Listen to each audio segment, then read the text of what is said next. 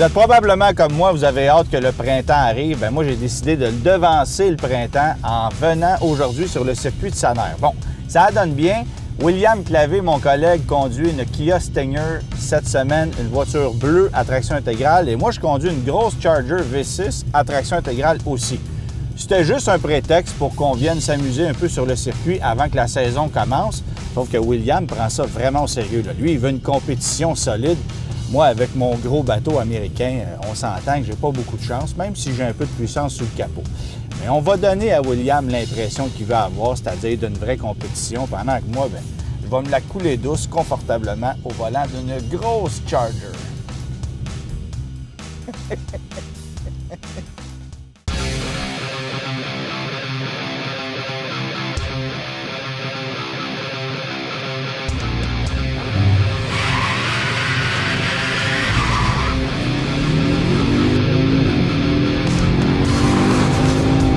Moi, j'ai apporté une Kia Stinger, le modèle GT Line, qui est en fait le modèle d'entrée de gamme avec, oui, un moteur 4 cylindres turbo, mais c'est pas grave parce que le Charger rudimentaire d'Antoine ne peut pas tenir le fait que j'ai une boîte automatique avec un système départ canon, un châssis et une suspension qui ont été calibrés par nul autre qu'Albert Bierman, qui était avant chez BMW. Il s'occupait de calibrer des BMW M.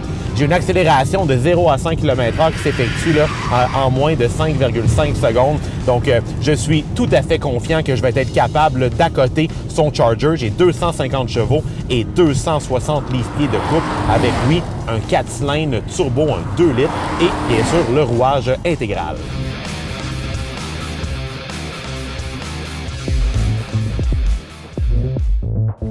Là, c'est le moment d'embarquer avec William. Il va me vendre sa fameuse Kia Stinger. Il va en rajouter une couche. Il va me sortir des specs. Mais moi, je ne mordrai pas à l'hameçon. Je vais juste essayer de le faire crinquer un petit peu pour mon bon plaisir. Checkez bien ça. Là.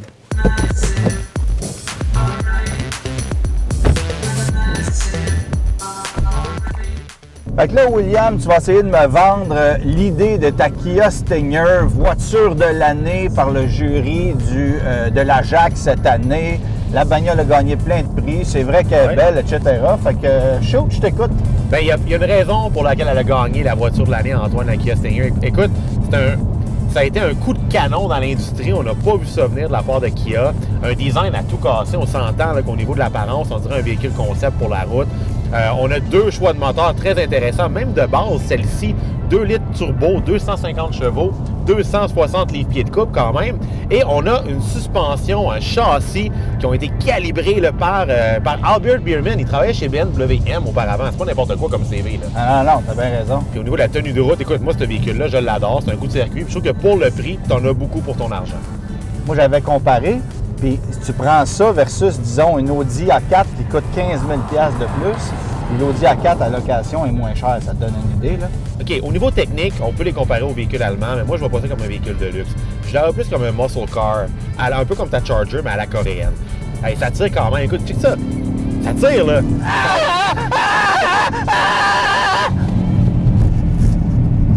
Ça a du couple, ça avance bien. Une boîte 8 vitesses. J'ai un launch control ou un départ canon qui me permet d'accélérer. Qu'est-ce que tu veux faire avec un launch control aujourd'hui quand tu n'as plus le droit de rien faire sur la route? Qu'est-ce que tu veux faire avec ça? On vient sur une piste de course comme ici à Saner, puis je vais te montrer tantôt. On va courser là, ici à Saner sur le straight. Là, tu vas voir que je vais le battre, ton Charger. C'est un beau pitch de vente, ça, William. Maintenant, montre-moi donc ce qu'il y a ton Charger dans le ventre.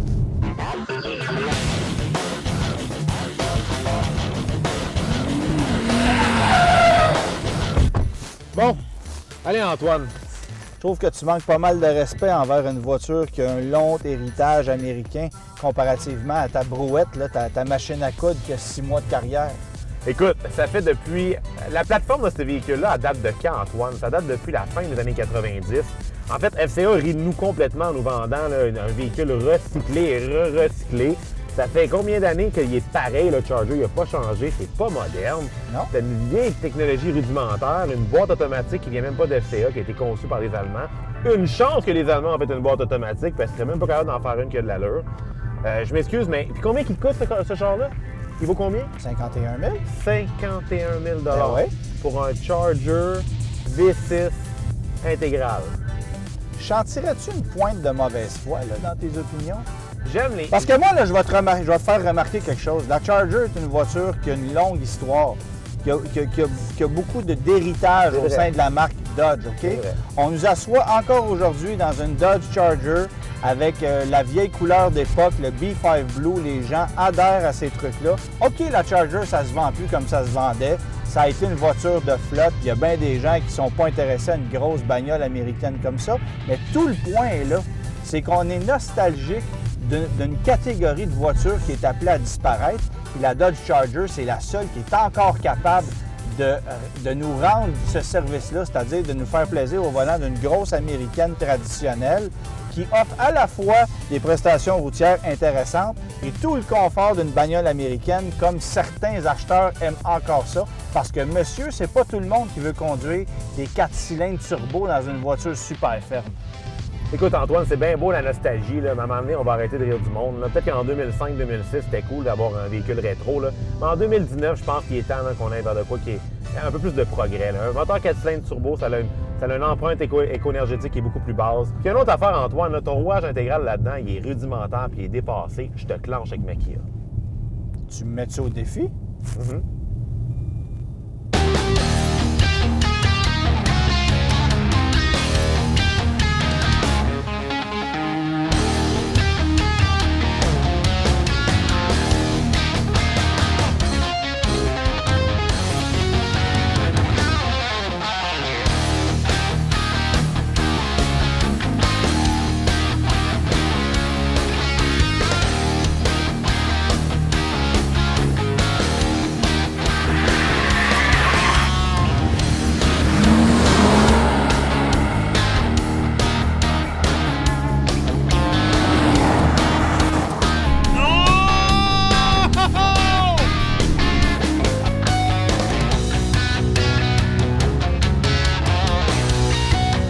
Alors là, c'est très drôle parce que l'ami William pensait vraiment qu'on ferait une compétition ici aujourd'hui.